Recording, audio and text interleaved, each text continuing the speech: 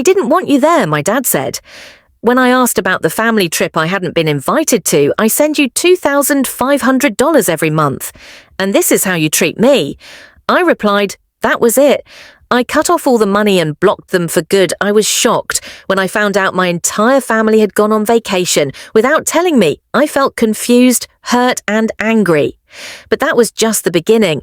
It all started when my younger brother Frank posted a photo on Instagram. Everyone, my parents' siblings, even my cousins, was smiling on a sunny beach. Drinks in hand, the caption said, "Well-deserved family retreat family."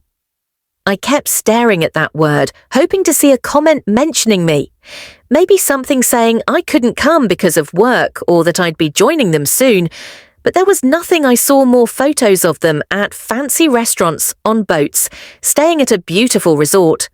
I checked my phone, no messages, no invite, just silence. So I called my dad. He picked up quickly, sounding normal. "Hey kid," he said like nothing was wrong. I asked, "Where are you all?" He paused. "On vacation without me." He sighed. "We figured you wouldn't want to come." I was stunned. "You assumed I send you money every month and you didn't even ask me." Then he said something I'll never forget. "We didn't want you there." I froze. "What, you're always working?" he said. "You bring the mood down. We thought this was best." He spoke like I was some outsider trying to join in. I was gripping my phone so hard it hurt. "I send you $2,500 every month," I said calmly. "I pay your bills, I've helped with emergencies and cleared your debts, and this is what I get," he muttered. "Don't make this a big deal, you wouldn't have enjoyed it anyway." I didn't yell or argue, I just ended the call. I sat still feeling numb, but I made a decision. Then they were done using me that night. I logged into my bank account first. I stopped the monthly $2,500 transfers.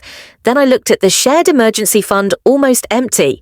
I took the remaining money and moved it to my personal account. Then I blocked everyone, my dad, my mum, my siblings. No more being their bank. When I went to bed, I felt something strange. Relief the next day, my phone blew up. Even though I blocked my immediate family, others reached out, distant relatives, old friends, people I hadn't heard from in years. My aunt messaged, "Your mum is crying, what's going on?" My cousin wrote, "Did you really cut them off? What happened?" Then the guilt started. "You're selfish. They raised you and now you're turning your back on them."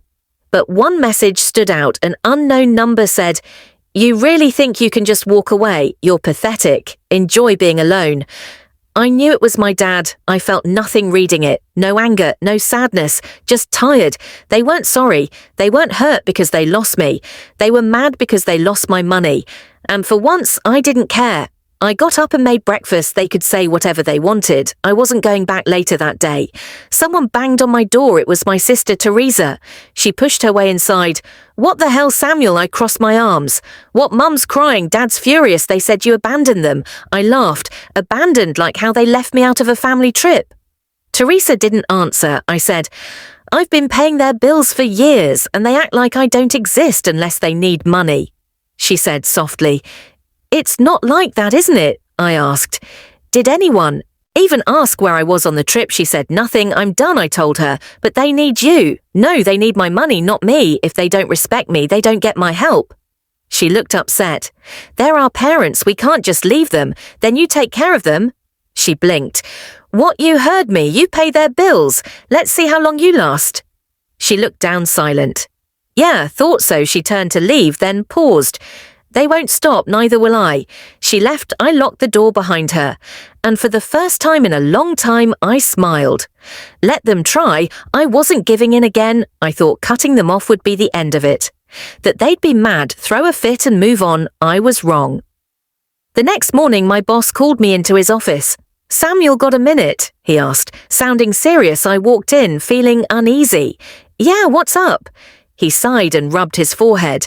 "I got a strange phone call this morning from your mother." I froze. "You've got to be kidding. I wish I was." He said, "She told me, you're going through some emotional issues, that you're making bad financial choices and need time off." I clenched my jaw. Of course they couldn't guilt me, so now they were trying to ruin my job. I told her, "Your private life isn't my business," he said, "but I do want to make sure, are you okay?" I nodded. I'm fine. I just stopped sending money to my parents. They didn't take it well. He gave a low whistle. Ah, now it makes sense. Sorry they bothered you, I said. Not your fault, he replied, but if they try anything again, tell me I won't allow that kind of harassment, even from family. I thanked him and went back to my desk, feeling angry. They were getting desperate good. I checked my phone. 17 missed calls and a text from my mom. Mum, if you won't respond, we'll get the whole family involved. They still thought they could pressure me. They were about to find out I wasn't backing down. When I got home, my phone was filled with even more missed calls, voicemails and texts. Mum, why are you doing this to us, Dad? Stop being ridiculous. Call me Teresa. They might have to sell things just to get by. Are you okay with that? Uncle Dennis, your mum's crying. Can't you just talk to her cousin Nancy? Your parents say you're punishing them for no reason. What's going on? I laughed. No reason. I kept scrolling. Mum, if you cared, you'd help. We're your parents, Dad. You're acting like a spoiled child. You owe us there. It was. They weren't hurt. They were just angry. I stopped being their bank. I had paid their bills, cleared their debts, helped them constantly. And now they were calling me selfish. I threw my phone on the table and rubbed my face. They thought I'd given again, but I wasn't. Going back, I picked up the phone and typed, "Me, I don't owe you anything." Then another, "Me, I supported you for years. You excluded me from a vacation and didn't even explain you only talk to me when you want money that ends now." And one final message me, "Find someone else to pay your way. I'm done." Then I blocked them all, my mum, dad, Teresa, and everyone who tried to guilt me. And after I did, I felt something I hadn't felt in years. Relief, no more guilt, no more stress, no more giving up my own life for people who only saw me as a paycheck. For once my money stayed mine, no sudden transfers, no desperate requests, no emergencies. I had to solve at first. I thought I'd feel bad, that I'd worry about them. But after a few days, it was clear they weren't starving. They weren't in danger. They were just inconvenienced. And that made me furious. I had put my own goals aside for years to keep them comfortable. But the second I stopped, they panicked. They didn't need me, they just used me. And now that their cash supply was gone, they were scrambling. The first week was quiet. Then, in week 2, my phone started lighting up again from unknown numbers, voicemails. No caller ID, more texts. They were trying other phones. I played one voicemail. My mum's voice, "Mum, Samuel, sweetie, we're just worried. Let's talk, we miss you." I almost laughed. They didn't miss me. They missed their ATM. I deleted the message, but that night I got a text from my friend Carl. "Carl, hey man, your mum messaged me on Facebook. Everything okay, me? What did she say?" He sent me a screenshot, mum, to Carl. "I hate to ask, but we're worried about Samuel. He's cutting off family, making reckless choices. We're afraid he's not well. Please check on him." I clenched my fists. They weren't just guilt. Tripping me anymore. They were trying to turn people against me. I called Carl right away. Before I could say anything, he said, "Don't worry, I don't believe a word of it, just wanted to let you know." I sighed in relief. "Thanks, they're mad." I stopped giving them money. "Figured," he said. "You good?" "Yeah, better than I've been in years." We chatted a bit, and when I hung up, I sat quietly thinking my parents weren't victims. They were manipulators. And now they were lying to everyone to make me look bad. That was it. If they wanted to twist the story, I was going to set the record straight. I made a simple post on Facebook. No drama, just the truth. "Hey everyone, just to clear things up, I'm not having a breakdown. I haven't abandoned my family. I just stopped sending them money for years. I paid their bills, cleared their debts and helped them out. In return, they excluded me and only contacted me when they needed something. Now that I've stopped paying, they're telling people I'm unstable." If you hear that from them now, you know the truth. Thanks, I hit post and leaned back almost right away. Messages started pouring in. Some people were surprised, others were angry on my behalf. Cousin Nancy, "Wait, they went on a trip without you and used your money, Uncle Dennis. I had no idea you did the right thing, don't let them."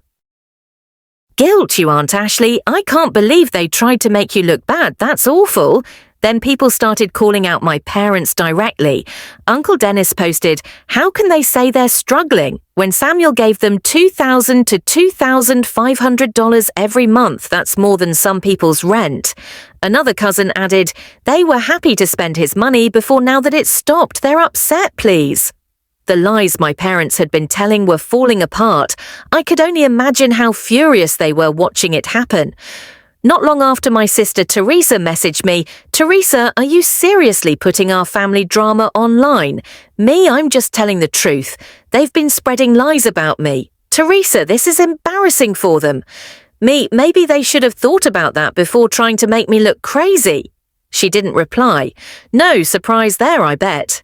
Things were blowing up on their end, but I wasn't done. They brought other people into this mess.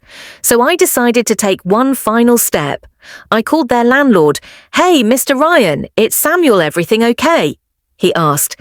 "Just letting you know, I'm no longer paying my parents' rent, whatever we had before, it's done." There was a pause, then he chuckled. I figured this would happen. Eventually, I blinked. "What do you mean?" He sighed. They've been late on rent many times, but every time they'd say, "Don't worry, our son will cover it," they treated it like you were their backup plan. Of course they did well. I said that backup plan is gone, understood. He said, "Let's see how they handle things." Now we ended the call and I felt relief. This was real. They were finally going to have to take care of themselves, but it didn't take long for the panic to set in that night. There was a loud knock at my door. I looked through the peephole. It was my mum. She looked a mess, like she'd been crying non-stop. I thought about ignoring her, but I opened the door. I didn't invite her in. "What do you want?" I asked. She looked desperate. "Samuel, please, can we talk?" I crossed my arms about what she hesitated. "Mr. Ryan called. He said you're not paying the rent anymore." "Yeah," I said, "told you I'm done." Tears filled her eyes. "We need you." "No," I said, "you need my money." She flinched. "We raised you. We helped you grow up now. We need help and you're turning your back on us." I laughed bitterly. "You didn't need me when you planned that vacation without me, or when you spent my money like it was endless." She didn't know what to say. "You were happy to take from me when it worked for you. But now that you have to be responsible, suddenly I'm cruel." She cried harder. "So you're just going to let us struggle? You'll figure it out," I said calmly. Her face changed. The sadness became anger. "Fine," she said coldly. "If this is who you've become, don't expect us to forgive you." I leaned against the doorframe. "Forgive me for setting boundaries, for taking care of myself." "No, you and Dad are the ones who need to apologize." She glared at me but didn't say a word, because deep down she knew I was right. Then I stepped back and shut the door. I stood there for a moment listening to her walk away. And then I smiled. For the first time, I felt like I'd truly taken control. It didn't take long for my sister to text me. "Teresa, Mum came home crying. What did you say? Me the truth, Teresa. You're being cold." She's heartbroken me. She's upset because she lost control, not because she lost me. Silence, then a message from my dad. "Dad, you made your choice. Don't come back begging when you regret it." I replied, "Me, I won't." And I meant it. They wanted to make me feel bad. They thought I'd cave, that I'd come back and fix everything. Not this time. Days passed, then a week, then two. No calls, no texts. And it felt amazing for once. My paycheck stayed with me. No surprise bills, no family emergencies. I could save money. I could think about my future. I wasn't their bank. I wasn't their fallback plan. I was free. And if they never spoke to me again, that was their loss. Because I finally learned something important. Being family isn't about blood, it's about respect. And if they couldn't give me that, they didn't deserve a place in my life.